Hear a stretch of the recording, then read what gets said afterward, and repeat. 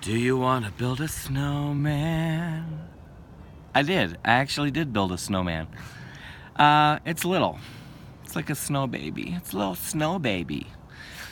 My name's Chris Padgett, and I have issues. So, look, here's the truth. It's Lent, and the readings this Sunday are pretty beautiful. It's the story where Peter, James, and John go up on the mountain, and they have that incredible vision. We have Moses and we have Elijah show up, and we hear the voice of God, and this incredible time is something that I think many of us wish for. We always wish that God would speak to us almost like audibly. It would be super clear.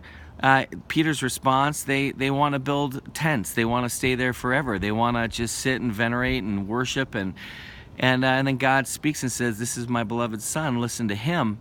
And you begin to realize something more is at work there.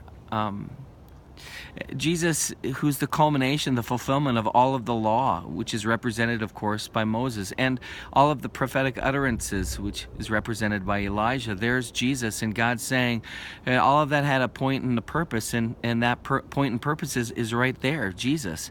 And you know, they don't stay on that mountain. They go down and they live this faith, and Jesus will give them the Great Commission, and they're going to go out and they're going to change the world, that small little group.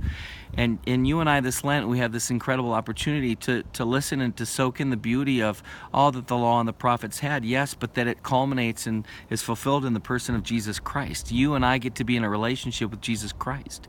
He knows us. He loves us. And this Lent, I think we spend a lot of time usually focusing on what we have to give up and what we need to change in our life. But in some ways, you get this beautiful picture that while they wanted to build this place of worship, a tent, a time of like celebration and honor, really, God invites them to listen to Jesus Christ. He has something important to say, and he has something important to say to you today.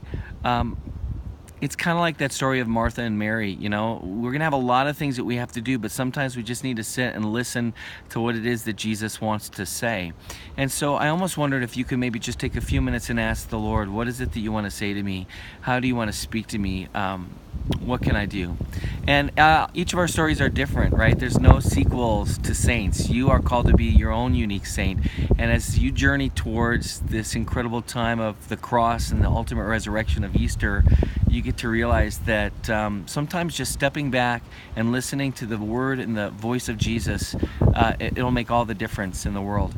You know, when I was a little kid, that psalm reading was the very first Bible verse my mother ever taught me. Psalm 27:1, "The Lord is my light and my salvation, whom should I fear?" And Jesus is that light and that salvation. We don't have anything to be afraid of. It all comes together in Jesus.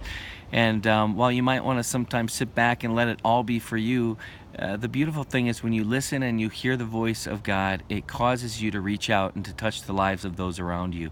So don't be afraid. Don't be afraid. God's going to do some great things in you, and he's just simply waiting for you to say yes. Listen to Jesus.